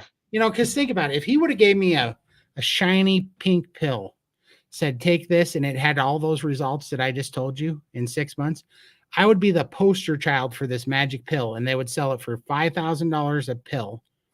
And everybody in the country would buy it, and I would be touted as a resounding success story because of this magic pill. But because that magic pill was ribeye, they're worried about my diet. Crazy. It's totally I'm stupid. sorry to interrupt you, but that was just, God, that struck me pretty hard. No, I had a great point. I didn't even think about that really, but yeah, I'm sure they were looking through there, and he's like, we were worried about you because you're not filling your prescriptions. It's just like, go back to Somebody getting off of their drugs, like that one movie. What's it called? Like Equilibrium or something. It's like, do your drugs.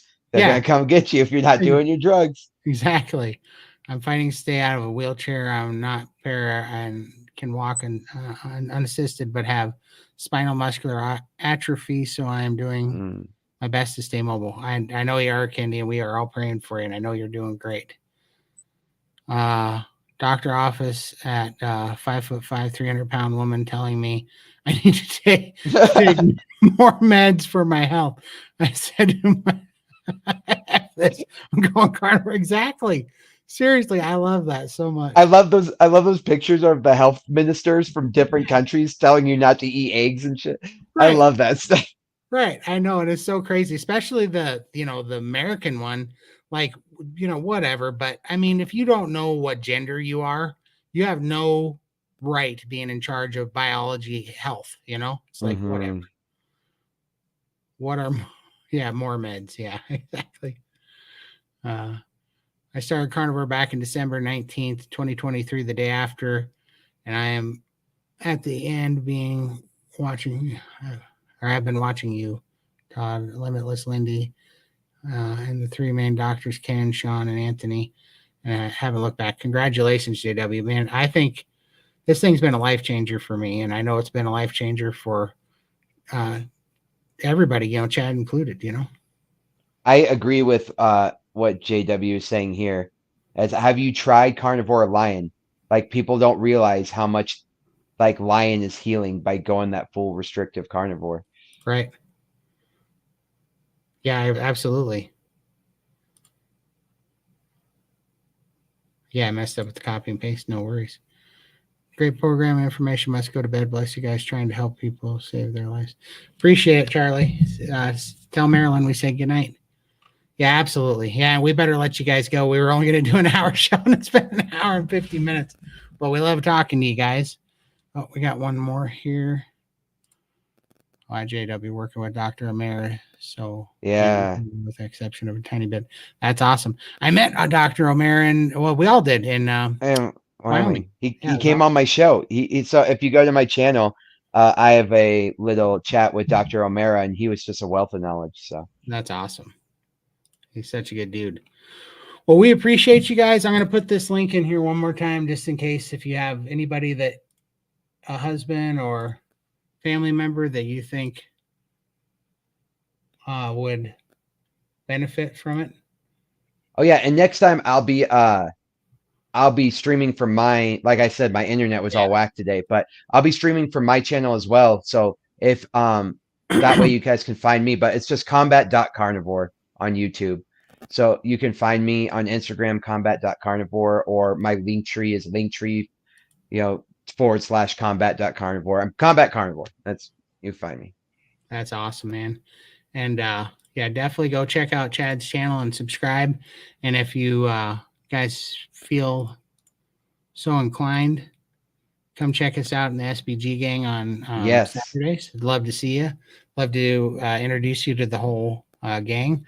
Charlie, a lot of people in here tonight are SBG gang members. Awesome community. Love it. Here's the Hack Your Health. And again, that coupon code is all uppercase letters carnivore, and that'll save you $100 in the coupon section at Hack Your Health. And when is it? That is November of 2025. I think it's look on the website, but I think it's the end of November, about I think it's the 23rd through the 25th. It's a 3-day event. It's Friday, Saturday, Sunday. I'll be there. Absolutely. It's gonna be awesome. Yeah, it's gonna be crazy. You're gonna get to see me talk on a stage, which I don't know why, but I'm gonna do that. So it'll be awesome. So I'd love to see you guys there for support. Would sure appreciate y'all. So yeah, well, Chad, thank you so much. Hang tight, and we are gonna shut this baby down. We love you guys. We appreciate you, and we'll see you next time. Absolutely. Don't do drugs and don't eat vegetables.